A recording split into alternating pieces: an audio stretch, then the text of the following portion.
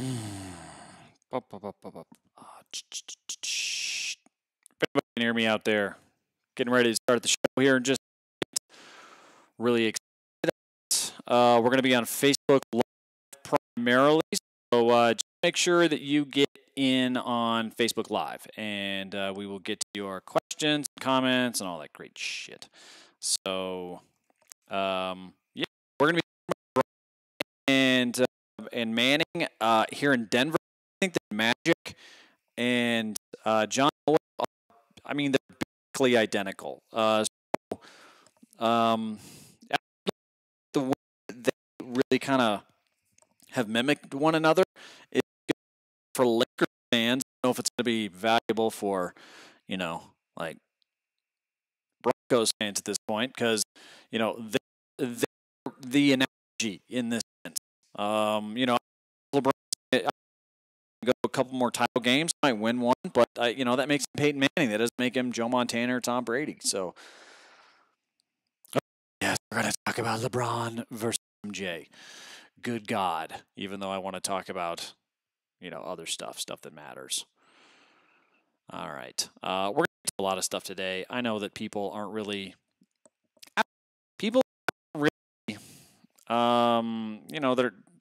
look, I don't know. Just crazy as this time of year as they normally are.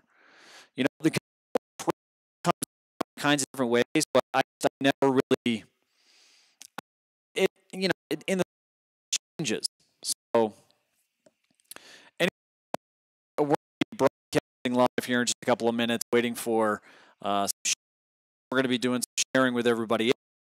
But if you could please share this with as many people as you can, that would be great. Because Rockies fans, and Broncos fans. Because Rockies and Broncos today, and technically like a Bronco thing, but I feel it is. I mean, if you're a Bronco fan, you can't look at what's happening right there and think that it's not. I mean, it absolutely is. So we're going to be talking about that as well. Just kind of waiting for everybody to show up here and get going. So if you guys could, por favor, please share, and that would be fantastic. I'm gonna go through here and see how many people we can get on the stream today. I'm guessing that the people over there in Ohio, I think they'd probably be interested in what's going on with LeBron James. I'm guessing that they are very upset. I don't know. Dan Gilbert was kind of interesting to me. Dan Gilbert was he took the high road. The team, in reading that, I felt like it was just dripping with, fuck you, LeBron James. He was really trying really, really hard not to, not to just blow up on LeBron. Like my sense is that's what that was. So also we're gonna go ahead and share this thing in a couple other places. You can hear me. We're gonna be starting the show here in just a little bit. And everybody about Blues in downtown Denver and Henry in both of those places. We're going to remote there in the coming in the coming weeks and months. I know football season is going to be huge downtown because obviously that's where the stadium is. That's where everybody is in football season. So it's just ruin it for everybody and try to do a bunch of stupid stuff that's like fan related. That they're trying to get people to come out to the team. That was amazing to me that Nolan Arenado, that it's a bigger story that he's unhappy here in Colorado. It's to be honest with you, that it's not a bigger story. So we're going to get to that as well here in just a couple of minutes. So hang tight, guys, and we will be going live here with. Yeah, and retweet and all that shit. Do everything that gets gets this thing going. Oh, that's weird. Okay. All right. It's the Watch Phantom page. That's right. Screw around here because the show hasn't started yet, even though you guys can hear me. I'm just going to kind of screw around. Yeah, let's go and retweet that. Bring this in. The show. If you guys are paying attention, let me know. Because the Watch Phantom Twitter page up. So we're live in on that. Go ahead and join me there. And then also, too,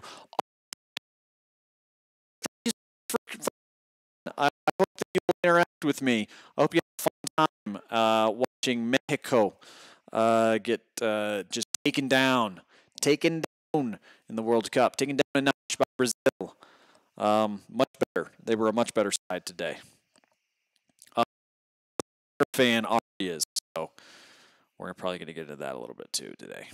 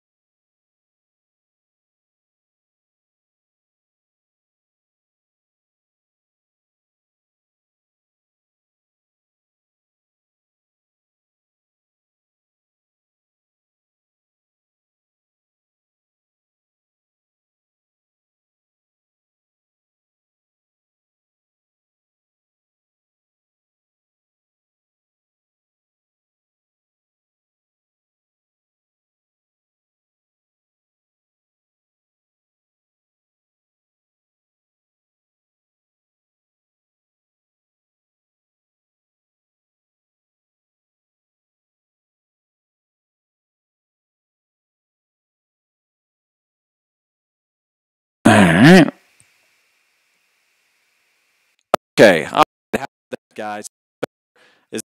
All right. I'm very sorry about that. Okay. Sound. It's a bitch. Please let me know if you can hear me now. Um, Tell me to turn the microphone on. I was trying. I appreciate that. Thumbs up if you can hear me. All right.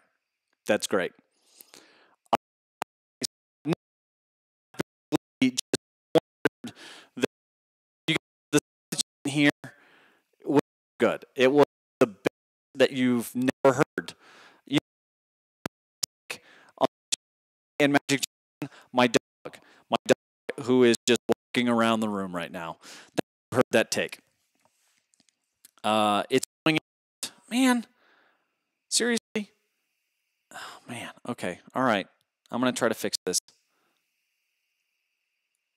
Okay, so you're only hearing every third word. Is that seriously? Is that the issue here? How about that? Is that better? Can you guys hear me now? Is this a little bit better? Let me know if you can hear me better now. I hope that you can hear me. Yeah, we're just working on this. We're working this out on the fly. We're working this out. All right. I hope you guys can hear me now. Give me a thumbs up if it's better. Can you guys? All right, that's better now. All right, thanks, guys. I appreciate that. Thanks, David, for joining the show. Thanks, everybody, for joining the show. Do I just start the show over? I think I have to. Yes, I believe that those are the rules. The rules are that I now have to start the show over. So, let's just do that. All right. Here we go. Boom, boom, boom. All right. Welcome to Noon O'Clock. I am TJ Carpenter, and I don't know how my own equipment works.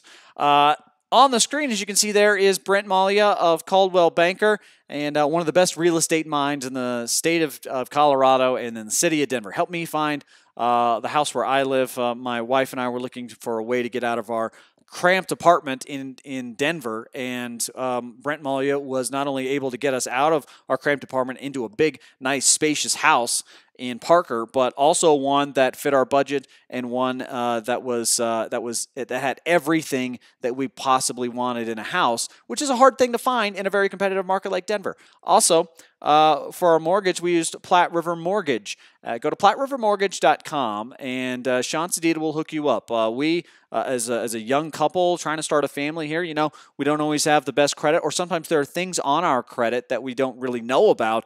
Platte River Mortgage finds those things, and they fix those things. So go to PlatteRiverMortgage.com if you're looking for a mortgage, help with your mortgage, selling, buying, refinancing, you name it. And if you're looking for a house in Denver, go to TJ'sAgent.com. Also, BrentMalia.com to hook up with Brent as well. All right. Okay, so ready. We are back to our takes. All right. Thanks, Tim. Tim's saying I sound good. Thank you very much, Tim. David, thanks for joining the show. Also, Cameron, thanks for joining the show. Victor, thank you guys very much for coming on. And as always, I want to remind everybody that this show is completely interactive. It's all about you guys. So, hey, what's up, Patrick? I was just telling everybody about Oscar Blues the other day, but nobody heard it because we were having some sound issues. You called LeBron going to L. I did not call. I don't think I called LeBron going to LA. I think I called him. Actually, I did. I did call him. I will take credit for that. Thank you very much, Zach. I called him going to L.A. I also called him going to Philly, and I called him going to Boston, and I called him going to Miami. And I think I also called him going to Houston at one point. I'll just take credit for all of it. What's up, Ryan? Ryan's in. Thank you very much for joining us, Ryan. I kid you not. LeBron James goes to Los Angeles, and the very first thing that I think is, man, Magic Johnson and John Elway are basically the same person. We have two guys who are incredibly egotistic and believe that they can solve any problem. Really struggling with their respective organizations. Then all of a sudden they are gifted, arguably the greatest player of their generations as GMs. John Elway got Peyton Manning, and look, I think that this is still 20% not bad. Okay, All right. Look, I that's true. I got one out of the 5 teams that I thought he would go to. Ari says he called LeBron going to LA after I said he could go to the Spurs. And then, of course, I said he would go to Houston. I'm a genius. Yeah, no, Ari, I think I'm a genius. I think you stole that move from me. If you want genius Kawhi Leonard takes, like that the Spurs have no leverage over him, then Ari's show is for you. Hey, iconic nature of a guy that you can't really question in the organization in Magic Johnson or John Elway comes in and then starts making moves that aren't that great, which is the same with both of them. They both get gifted these 2 remarkable players, LeBron James to Magic now, and Peyton Manning back when to John Elway, that is basically going to save not only the franchise but also the legacy of these Hall of Fame players. LeBron, now Magic Johnson is going to now owe his legacy as a GM to LeBron James. Just the same way that I think John Elway owes his legacy as a GM to Peyton Manning. And it's going to be tough. It's going to be tough for a lot of people to get their arms around that, because everybody wants to always give their favorite guy, the guy that they grew up loving, all the credit in the world. And in fact, Magic today is just being applauded. He is just, everybody is so excited that Magic Johnson has now pulled this off. Stephen A. Smith needed oxygen today to help him get through his broadcasts. And look, it is a big deal. It's good for basketball that LeBron's going to be playing for the Lakers now. But I wanted to kind of dissect this for a moment, because I think the same reason why Peyton Manning chose Denver and the same reason why LeBron chose LA is the same reason why Nolan Arenado is going to leave Colorado. And why star players in general want to play for star franchises. Because if you look at what Peyton Manning was like his options were back in 2012, the Chiefs really thought they had a shot. I remember that I had just moved to Kansas City, and everybody was talking about, oh man, Manning might choose the Chiefs. The Chiefs are a real legitimate option for Peyton Manning. And it's like, oh, he's a good conservative Christian Midwestern values guy, and it's like, oh, it all fit. And then he goes to Denver, and everybody's like, huh. So I guess it's just really that simple. It's really just go play for the Hall of Fame player who's with the traditionally great franchise. That's the move you're going to make? Yeah, that's the move you're going to make. And that's exactly what LeBron James did. LeBron James looked at the remaining years of his career and said, if I'm going to be this player, if I'm going to be this guy who has who is even going to get a chance to earn the legacy that I think I deserve, I'm going to need allies. And guess what? The Cleveland Cavaliers are not good enough allies. Their ownership isn't good enough. They don't get it as a franchise. The city is a small market team, and you've got a kind of a condensed, angry group of sports fans that, albeit passionate, are not going to be blindly loyal to you the same way that the Los Angeles Lakers will. Because the Los Angeles Lakers their fans believe that they're supposed to be great. That it's their God-given right. It's their God-given right to be the best franchise in the league. And when they're not, they get very testy. And if you look at the consistencies between every great franchise in sports or every great program in college sports, the ones that are at the top consistently are the ones that the fans don't deal with any bullshit. They will not put up with it. And they fire people very quick. They have very short fuses and tolerances for losing. And what I've kind of noticed here is, look, the Chiefs are the kind of football franchise that tolerates losing. It's the kind of city that has been conditioned to believe they're supposed to tolerate losing because they're small. And that's exactly the way Cleveland is. That's exactly the way a lot of smaller market teams are. Green Bay's not that way. It doesn't have to be every small market team. It has more to do with culture than it has to do with size. And that's an important distinction I wanted to make. And I'm going to get to your comments here in just a second, but I wanted to finish this. If you look at the Crimson Tide, it will end your career if you are bad as the Crimson Tide's head coach. It will end your career if you are bad as the head coach of the Kentucky Wildcats. It will end your career if you are bad as the head coach of the Lakers, or if you're supposed to be a star player and you're not for the Lakers. I mean, they ride those guys out of town on a rail. And the same thing's true for Denver when it comes to the Broncos. The same is true for all the elite level franchises in sports. The Yankees do not tolerate losing. They just don't. They do not tolerate it. And that's why they're so good.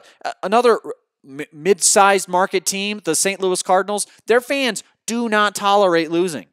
That's why they don't lose very often.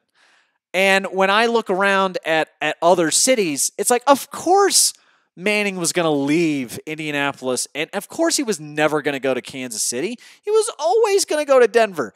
Denver's got a better culture than Kansas City does, top to bottom. They win more championships. They have better fan support. They've had more consistent ownership situations, present tense excluded. They were for 40 years. They had maybe the best owner in the league. They had the best quarterback, arguably, in the league twice. I mean, they had 4 losing seasons in 40 years, and I think they only missed the playoffs like 8 or 9 times. That's the kind of thing that creates generation after generation of fan that is conditioned to believe it is their God-given right to win. And the Nuggets don't have that. LeBron was never coming to the Nuggets. The Rockies don't have that, which is why Nolan Arenado was leaving right now. And it's remarkable to see how that kind of culture really gets into the heads of players. And it's going to affect this LeBron versus MJ debate too. People are thinking, oh, well, it's over with. Basically now, in my record book, my personal record book, LeBron James will never be as good as MJ because he left, right? That's the way a lot of people will justify their support of MJ, because he only played for one team, asterisk, the Wizards don't count, when he was winning championships. But see, what's amazing about this now is that the difference between Chicago and Cleveland is Chicago has a much bigger fan base than the Cavs do. You put the superstar the size of LeBron James in Los Angeles, you're telling me those sycophants, the national brand that is the Lakers, isn't going to carry him in the LeBron versus MJ debate? Just by wearing a different colored jersey, he's automatically better now. Just like through osmosis, it's like the jersey colors are sinking into his skin. He's getting more talented and he's more accomplished by the second. Every second that he wears that jersey, he gets better. And that's how people really are that simple. People really are that simple. And that's how they behave. And that's how they're going to behave in this situation. We're going to give LeBron James more credit now, collectively, because he's a Laker. That's how it works. Prove me wrong, humanity. All right, we got to get some comments here. Let's see. Ari says, oh, no, he called LeBron, blah, blah, blah. I said he'd stay in the NBA, so I was the most right. That's what Zach says. Victor says, does he have the support team for LeBron? No, he does not. They're still the second best team in the NBA. That's what he was last year. Nothing about LeBron James' situation from a basketball perspective has changed at all. He's just a Laker now. Let's see. The Lakers get LeBron because they're the damn Lakers, just like they got Wilt, Kareem, and Shaq. Yes.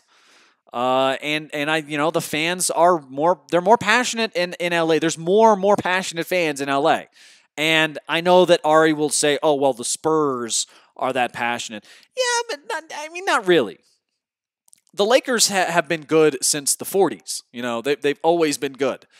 The Spurs have been good with Greg Popovich, and I'm not trying to disparage Greg Popovich for anything. I'm just saying, like, look, let's be honest about this. The Spurs are basically defined by their coach, not by the franchise. The Lakers are actually defined by the franchise. Let's see here, Patrick. What happens if the Lakers don't make the playoffs with LeBron? That is a good question. When did that happen? Did the Bulls? Because the Bulls missed the playoffs a lot with Jordan in the early stages, but not a ton. I think later on. So I don't really know. I don't know what happens there. I do know that it didn't happen with Manning, so I'm guessing it's probably not going to happen with the Lakers. I mean, they're now automatically the second best favorite to win the title. So, but yeah, if they don't, then people will freak out. Some property damage will probably come with that if they miss the postseason. What's up, James? Zach says he was the GM, though. I don't know what it's in reference to. Jeffrey says Peyton is a Tennessee alum and didn't even. Hold on. He's a Tennessee. Ari says, so have the Spurs. There it is. I knew it. There it is. So have the Spurs. They've been around for 50 years and missed the playoffs 5 times in their entire history. Yeah, I mean, I don't know. I don't know if if the perception of them is that, right? Is the perception of them that they're that? Because I don't see it. You don't have as many allies if you're a Spurs guy as you do if you're a Laker guy. That's obvious. Ari says, sorry, TJ, if they didn't win titles before Pop, but they have literally missed the playoffs 5 times in 50 years. It's insane. I'm not saying that it's not. It's really impressive. They're like the Kansas Jayhawks of professional basketball. They're always really good in the regular season. They've got great records. They never miss the postseason, and they also almost never win titles. That's kind of been their problem. It's been their MO, is that it's just been Greg Popovich. That's it. I don't know. I think Spurs fans will always view the Spurs as better than the rest of us, which is inherently true with most teams. But I would say that everybody recognizes the Lakers. I think that there's a fraction of the population that recognizes the Spurs. Because I think the Spurs are probably the best dynasty in the NBA the last 20, 25 years. But in terms of perception, in terms of like the zeitgeist, their guys were too quiet. That's what hurt him. That's what's hurting Kawhi right now. That's why that deal to send him to LA with Paul George it was all foobarred, because he at this point has lost leverage to the Spurs by virtue of not being more recognizable. That's where he gets really hurt, because ostensibly he's been one of the most productive players in the league over the last, duration of his career. He's been really, really productive, especially the last 2 seasons. But, Kawhi, at this point, he would have more leverage if he were a more public face, but he doesn't. People in the NBA circles know about him, but the rest of us, we only care about LeBron James. That's it. Kawhi Leonard basically would play the same position as LeBron James, and I don't know if that would work.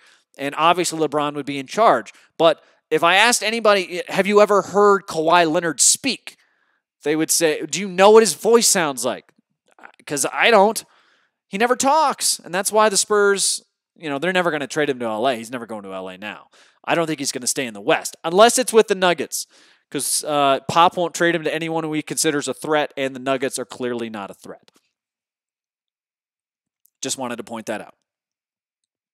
All right, guys, I've talked a lot about this. I do think that there are a lot of parallels between Magic and Elway, and also, too, how we should perceive them.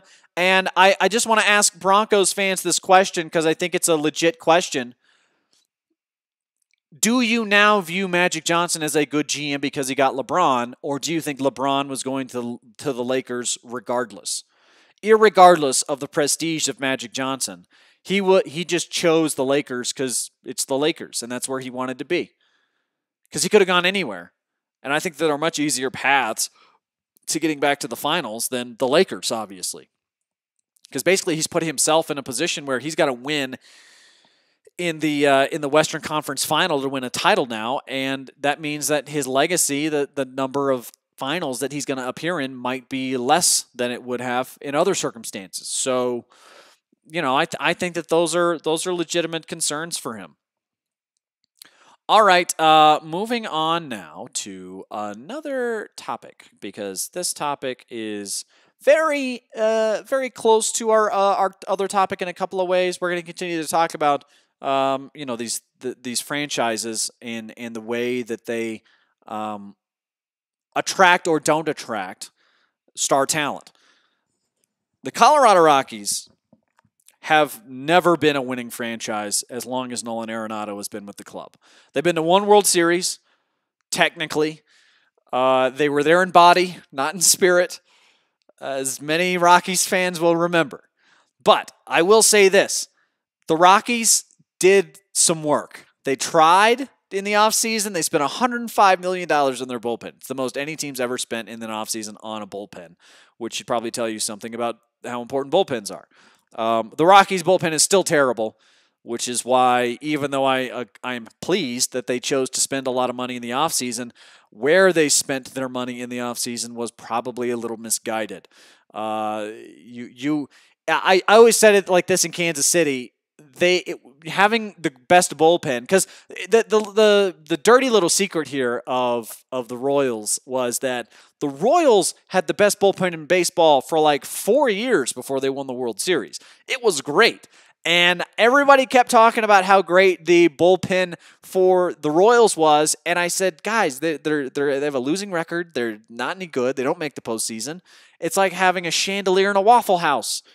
What good is it? It's too good to be in this building, that's kind of how it feels when you don't have the other qualities. And, having a bullpen is nice, but the bullpen did not help the Royals really until it was overwhelmingly powerful. And I'm not saying best in baseball. I'm saying best maybe in baseball history good, which is not what the Rockies situation is with the bullpen, obviously. And it would not have been even if Brian Shaw and Wade Davis had turned out, because they don't have the speed. They didn't have the heat. You have 3 guys at the back end of that bullpen for the Royals who threw over 100 miles an hour. They all had ERAs under 3. And by the way, they also had James Shields. They had Irvin Santana. They had Yordano Ventura. I mean, they had a lot more during those World Series runs. They had Johnny Cueto. They had a lot more than just a bullpen. And if I look at the Rockies right now, not only do they not have a bullpen which they spent a lot of money on, but they didn't address other key problems, namely their catcher situation, which if you're not going to upgrade from Jonathan Lucroy, then freaking keep Jonathan Lucroy. And then they tried to feed the mouths that they could feed, but not feed too many, so they had enough food or money to feed Nolan Arenado when his contract came up. But what we've seen now is that was also misguided, because by not spending the money on the other guys, they have not won enough games and therefore taken themselves maybe out of the Nolan Arenado sweepstakes entirely. Look, they've got 18 months to fix this problem unless they decide that they can't, and then they will trade Nolan Arenado as quickly as possible for prospects, or at least they should. But, we're in a situation now where I think that Arenado, he said it the other night after the game, and no one has picked this story up. It's remarkable to me. I thought this would be a national story, even with the LeBron James, Summer of LeBron, which ended a lot sooner than I thought. Even with all that stuff going on, I still thought Arenado being displeased would at least be on the front page of ESPN for 15 minutes. We didn't even get that, which is so amazing to me, and it's also indicative of what the problem is. If we take a look at Nolan Arenado, he's the best third baseman in baseball. His situation is that he's never won. And they made the playoffs last year, but they got beaten, and it's not really the playoffs in a lot of people's minds because it's a one-off series in the wild card. All right. All of that being said, you've got a guy who's probably going to garner a $300 million contract in 18 months, and you're trying to figure out a way to win enough just so that he would agree to hear your offer. I mean, that's where we're at with Nolan Arenado, and that's where we're at, I think, in a bigger sense, in a more systemic problem with like where the Colorado Rockies are in the zeitgeist of baseball. Because right now, they are patient zero for what an irrelevant franchise looks like. They're top 10 in attendance, which, it means that they've got some support. And they've been able to draft fairly well, but then they just kind of hit this wall of, well, if we spend a little bit, we won't be able to spend a lot. Hey, what's up, John? By the way, I haven't seen your episode on the proposal yet, but I've been watching that show. It is insane. It is fucking ridiculous. Pardon my language for anybody who doesn't understand that this is the internet. So John Law is the guy who just joined our feed. He is on the proposal on ABC, which is with Jesse Palmer. I had a tweet about this. You got me totally off base now, John, but I have to address this. We'll get some of these comments too. Did he get paid better being a Laker, Victor? LeBron? No, I think, well, he did. Yeah, he got $150 million for 4 years. That's pretty good. Um, Ari says, I think LeBron wanted the Lakers because of Magic, but no way to know for sure. That's also true. All right, let me go to Twitter here. I got to look this up for John Laws because John Laws was on the proposal. We have a reality TV star in the feed. Crazy, that show. It's my new favorite show. I absolutely love it. Let's see here. Oh, my God. Oh, there it is. The proposal is perhaps the most insane show I've ever seen. Still stand by that. It's this strange mix of settling for mediocrity, playful willingness to new things, and cringeworthy personal revelations. And also, Jesse Palmer is terrible and ruthless and hilarious. I love everything about that show. And, John, I'm looking forward to seeing you on the show here soon. Also, a lot of these people are saying, well, Arenado should be happy with the way that the Rockies have tried, that they've at least tried, right? They get an A for effort. Look, man, if your margin for error is that you can only make one decision, one big money decision in offseason, then if you fail 2 off seasons in a row, you're not going to be very good the third off season. And that's kind of where they are, because they went out after Ian Desmond. That didn't work. Then they went out after bullpen pitchers. That hasn't worked. And now they're in a situation where their star player, Nolan Arenado, isn't the most productive player on the team currently, is upset, and is basically intimated that he is willing to leave the franchise if the winning doesn't come soon. So, I mean, of course he would rather play for the Dodgers. The Dodgers are an historic franchise that spends to win. Of course he would be a Yankee. The Yankees win a lot. Of course he would go to Boston. The Red Sox win a lot. Of course he would go to the Cubs. The Cubs spend and win a lot. Even though they don't necessarily need a third baseman right now, I'm sure they would make room for Nolan Arenado. Like anybody would. Anybody would spend for these players. But see, the difference is it's not just big market, because we've seen other big market teams be successful and not garner the same attention. There are some cultures that are just more indicative of getting star players. The Yankees could get Nolan Arenado, like without even trying, they could get him. The Mets don't have a chance in hell of getting Nolan Arenado. Like no chance, even though they're big spenders, and they could spend the money on Arenado, but they don't have the culture, they don't have the fan base, they don't have what he wants, winning. That's what he wants. He's going to chase the winning. Where's he going to go? He's going to go to the successful places. He's going to go to Chicago. He's going to go to New York for the Yankees. He's going to play for the Dodgers. He's going to play for the Giants. How much more of a fire would that have created in the city of Denver if instead of saying, look, eventually you get tired of losing, and I'm pretty tired of losing, if instead of that, he said, you know what? You get pretty tired of losing. You know who wins? The Dodgers. You know who wins? The Giants. I'm sure that they would like to keep me. I'm sure that they would like to keep me happy. And you know how you do that? You win. Be smarter. Because I don't think that it's just simply saying, oh, well, the big market teams are going to outspend the small market teams, and therefore the small market teams have no shot. And by virtue of being a quote-unquote small market team, even though the Rockies aren't, they're top 10 in attendance. They don't have the massive television contract, but they have support. That there are enough people here in Denver. It's not a lack of population. It's not a lack of attention because of market size.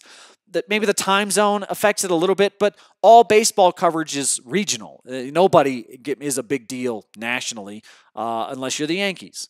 So, yeah, I take a look at their situation as a whole, and I say, you're in control of this. Be smarter. Hire some baseball people. You know what the Red Sox did? They hired Theo Epstein. Theo Epstein changed their franchise for the better. It worked. Zach says his numbers will look very different outside of Colorado. I think that they'll look better. I think you could make an argument that his offensive numbers go up. That his home, if he goes to Boston, if he goes to Chicago, you kidding me? Those are bandboxes. Those are much better hitters parks than Colorado is. Colorado is considered to be, by many, the best hitters park because of the elevation. I disagree. I think that the elevation helps you in some ways. They're tied for the league lead in home runs. They still can't. They're like a pedestrian offense.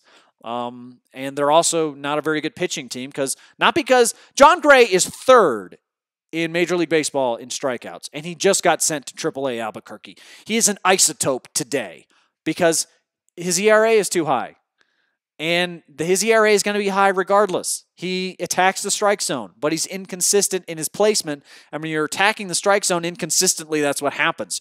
You throw a lot of strikes, you get a lot of strikeouts, and you also give up a lot of home runs and a lot of runs in general. So people need to remember that. Nolan has more home runs on the road. Yeah, I said, that's a very good point, Jenna. Nolan Arenado he's the best third baseman in baseball defensively. Offensively, he's one of the best baseball players in the league, period. So, putting that into context, like his home versus road splits are indistinguishable for his career. I think the simple matter of the fact is that the franchise does not do a very good job of remaining relevant. That's what everybody's chasing here, is relevance. Everybody is chasing attention and relevance, and that's because we're people, and we gravitate towards the people who are most relevant. And that, look, the Rockies are not going to be that franchise as long as they continue to do what they're doing.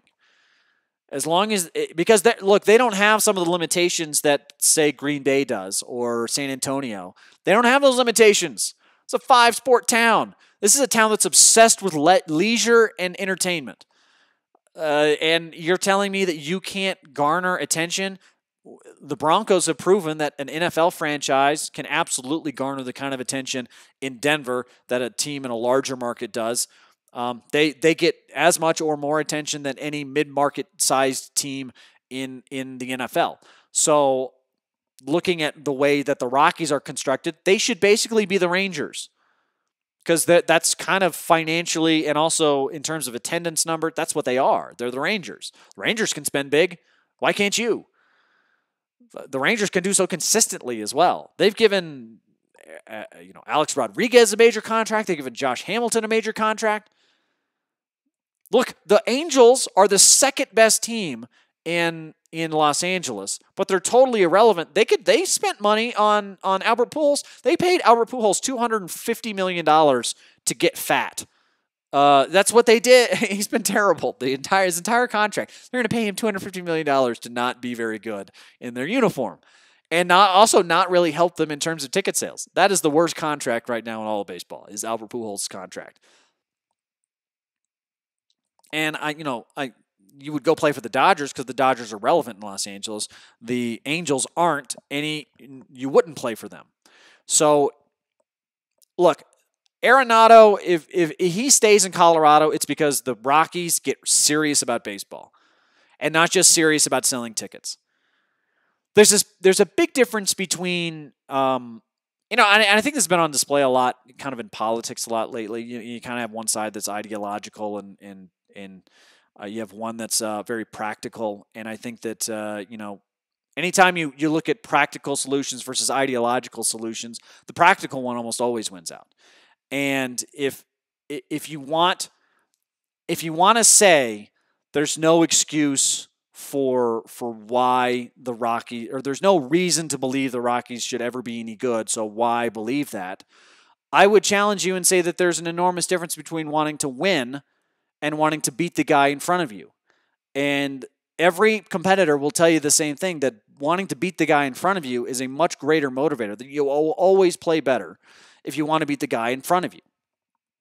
And that's unfortunately where the Rockies are. They're a team that I think wants to do well, but they don't really know how. And they're not really looking at trying to attack their opponent head on. And their opponent in this situation is the apathy in the city. I mean, you've got to have practical solutions and not just say, oh, well, we tried. We spent a lot of money. We threw money at the problem. It's not enough. I mean, be smart. You can be smart in baseball. Theo Epstein's done it. He's done it with 2 franchises. Joe Madden's done it with 2 franchises. Joe Torre did it with 2 franchises. Tony La Russa did it with 2 franchises. I mean, you can do it in multiple places, but you have to be smart. You have to think these things through. And I think a lot of times the Rockies don't. The Rockies that's why they're so inactive. And I think that, you could say the same thing about the Nuggets. The Nuggets are very inactive. The two teams that have had the most success here in Colorado have been the Avs and the Broncos, and those are two very active franchises. They do not wait around very long, which is why. So you got to figure out what the problem is and solve it. Jake says, by the way, thanks for joining the show, Jake. The Rocks finally spent money, but just on the wrong players. Highest paid bullpen and the highest ERA in the National League. I think that's what's so frustrating about it is that their margin for error was difficult. It was this better work or we're screwed, and it didn't work, and now they're screwed because they're not going to go into the red to continue to try to make this work. Even though I think they should. I really think they should. Because I think Nolan Arenado will not be better with another franchise. In terms of like over the course of his next 10 years, I think he has already played some of his best baseball. He has better baseball ahead of him, but the last half of like a 10-year contract, let's say the Blue Jays signed him to a $300 million contract. And I think like they get 6 good years out of him and then 4 really, really shitty years. That's kind of where I think that he would be. And, that's true for a lot of older players. But if he stays in Colorado, I think you get more bang for your buck than Toronto would, at least in terms of return on your investment financially. He's going to be more popular in Colorado than he's going to be in Toronto. And in New York, he's not the story anymore. The Yankees are. Same thing in Los Angeles. The number of like really great players who are just littered all across the Dodgers roster the last 20 years without them being very good is amazing. Like Matt Kemp, Andre Ethier, like they've had some really, really good names. Just everybody seems to go there. And look, it's difficult a lot of times to play in the shadow of a franchise. It's hard on some players. On some players, it's hard, and they need to be the center of attention, like T.O., somebody like that. But Arenado. Look, I don't know where he's going to wind up. All I know is that it's not going to be Colorado, because I don't see any chance of it changing. And I wish I was wrong about that, because the Colorado Rockies, they have a great stadium. They sell it out. It's a beautiful place to watch a game. It's a great place to go and enjoy it with your friends and it's a great ballpark. It's a fun place to go watch a game. And they get good support. They get good attendance. And it'd be better. It'd be a lot better. They'd be supported like the Broncos are supported in this town if they were good. But having a good record's not enough. I got to trust what I'm watching. And that's something that a lot of people don't talk about in sports. Trusting what you watch is sometimes difficult. Trusting what you watch is the difference between watching the Vikings last year with Case Keenum and watching the Packers with Aaron Rodgers. At the end of the day, you know who's better, even though they didn't end with that record. It's the difference between knowing who's better, who's really better. The Nick Foles Eagles or the Tom Brady Patriots. And granted, I know that the Eagles beat the Patriots in the Super Bowl, and I guarantee you, if you said, let's do this over, let's have a rematch, we're all taking the Patriots. Because we know that Brady is better than Foles. We know it. It's true. We know when a team is good, and we know when a team is reflective of their record. And the Rockies last year, it was a little bit of fool's gold, but I thought they could have built on it for this season, and that is not what's happened. That is not what's happened at all. Hey, and I'm sorry to dump on Case Keenum. I'm not trying to be mean to the guy. It's just he's Alex Smith. I'm not going to call him Aaron Rodgers because he's not. He's not a 15-1 quarterback. He's not a 14-2 quarterback. He's not a 10-6 quarterback. He is an 8-8, 9-7 at best quarterback. But you can win with that. It's just not. He's not going to be the reason that you win.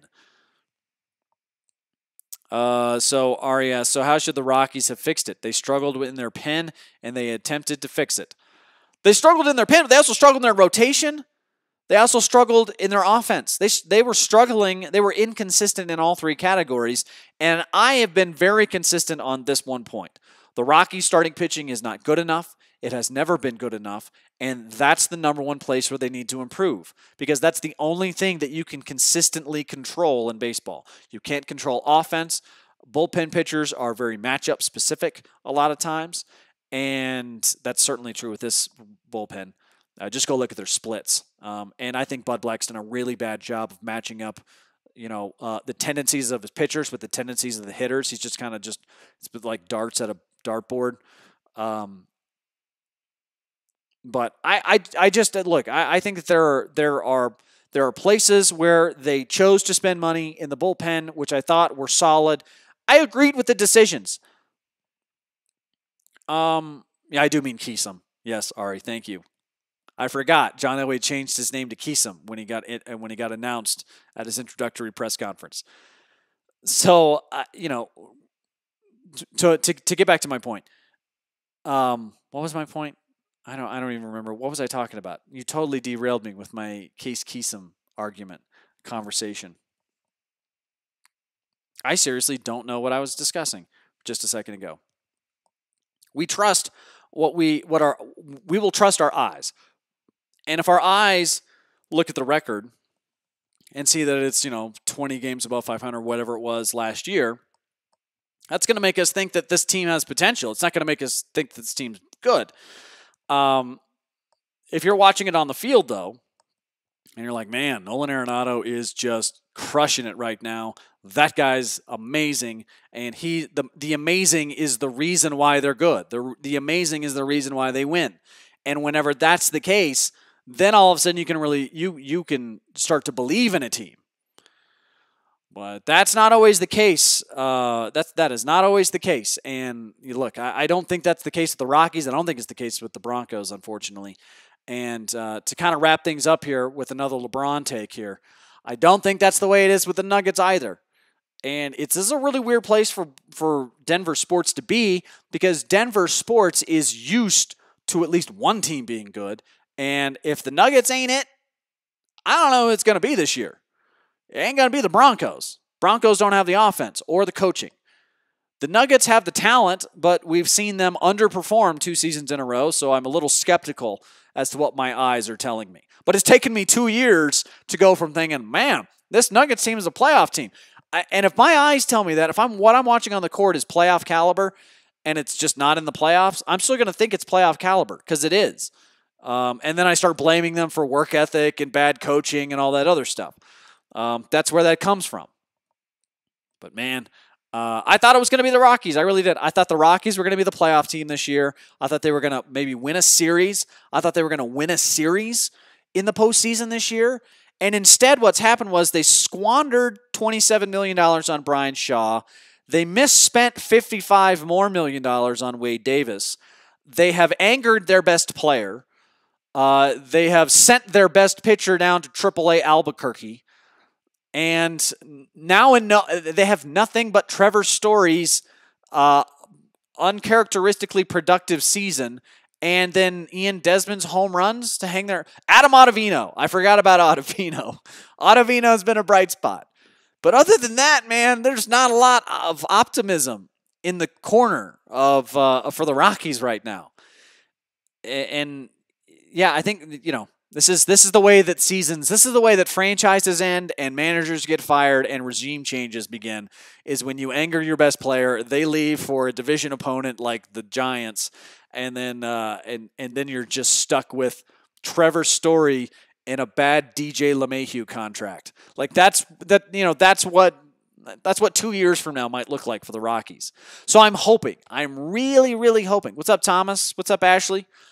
I'm really hoping that the Nuggets come through here, because that's all I've really, as a sports fan in this town, have to hang my hat on of optimism, is Michael Porter Jr. could be good. And if Michael Porter Jr. is good, then they will make the postseason. But making the postseason in the West just got a lot harder. Here's what you have to look at in the West.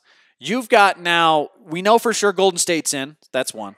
We know the Lakers are in. That's 2. We know Houston is in. That's 3. Portland is, this is where it starts to get a little rough. I think Portland's definitely a better team than the Nuggets are. Then after that, Jared says, sorry I'm late. After the typical June swoon the Rockies had last month, how do you see them going into the month last season over 500 coming off a series victory of the Dodgers on the road? I think that they are going to finish below 500 at the All-Star break. All right, so we're down to 4. So Trailblazers are definitely in. So now we have 4 more slots, right, for the Nuggets to get in. Jazz, I think the Jazz are better. Then after the Jazz, let's see what else. What else do we have here? After the Jazz, you have 3 more spots. I think that the Timberwolves are probably in. What about the Pelicans? Are the Pelicans in? The Spurs in? Next season, I think the Pelicans are in. And the Spurs, I think that, man, who am I missing here? Who else do we know for sure is probably out of the West going to make the postseason? But like the Nuggets should be there. Oklahoma City, yes, thank you, Patrick. Oklahoma City is definitely in there. Yeah, and so you're looking at the 9. You're fighting for the 8 with San Antonio and Minnesota and New Orleans. I mean, are you thinking definitively? I think that the Nuggets should be definitively better than those teams, but they haven't been the last 2 seasons, and that's why they're the 9 seed. So Ari says, I don't think the Lakers are going to offer Ingram or Kuzma for Kawhi. Luis says no Kuzma. Yeah, look, the Lakers, they're not going to trade him to LA. And if they did, I would very quickly assume that Popovich is following Kawhi to Los Angeles to coach LeBron James and Kawhi Leonard, if that were to happen. But at any rate, the Nuggets are kind of stuck in this purgatory place where they've got to compete with San Antonio and Oklahoma City and a definitive star player in Anthony Davis to get to the postseason. And then once they do, they've got to play those teams. Let's say they play Oklahoma City in the first round, or they'd probably end up playing Golden State in the first round. And let's say hypothetically they beat them. Then what's waiting for you in the second round is LeBron James. And then what's waiting for you if you beat LeBron James in the second round is Houston. I mean, that's where you're at if you're the Nuggets. The only chance they have is that they play really, really, really well. Michael Porter Jr. gets 1,000% healthy by at least Christmas, and then turns into not only the rookie of the year, but the best rookie in NBA history. That's what they have to have happen for them to have a chance to not just make the postseason, but advance in the postseason. And even then, they've got to play the greatest team of all time, to then play the greatest player of all time, to then play the most annoying team of all time. And I don't think they can beat any of those teams of all time. That's going to do it for us here on Noon O'Clock. Hope everybody enjoyed the show. I apologize for some of our technical difficulties at the beginning of the show. But before we get out of here, as always, I want to give a shout out to our boy, Brent Malia, and also to Sean Sedita at Platte River Mortgage. If you're looking for a house in Denver, BrentMalia.com. Also, TJ'sAgent.com. We talked with Brent last week at Oscar Blues. We had a great time. His daughter came with him. She loved the fried pickles. Oscar Blues does fried food really, really well, by the way. Fried food and southern food. But Brent, if you're looking for a house in Denver, Brent Malia is the place to go. That's where my wife and I turned, and we could not have been happier with the results. We found the perfect house in Parker, thanks in large part to Brent. And of course, too, once we wanted to buy the house, Brent made sure that we knew everything that we were getting into. We knew the situation with the air conditioner. We knew situations with the windows. He pointed out very specific things. Here, you need to check for this. I've got a guy who can inspect this. I've got a guy who can service this. This could be a problem if you let it get out of hand, but I've got a guy who can fix you up at a really affordable rate right now. So he's got a team of experts and professionals he works with, and of course, you're going to know everything about the house you buy, and you're going to buy the house you want with Brent Malia. TJ'sAgent.com. BrentMalia.com. And of course, also for our mortgage, we went to Platte River Mortgage and Investments.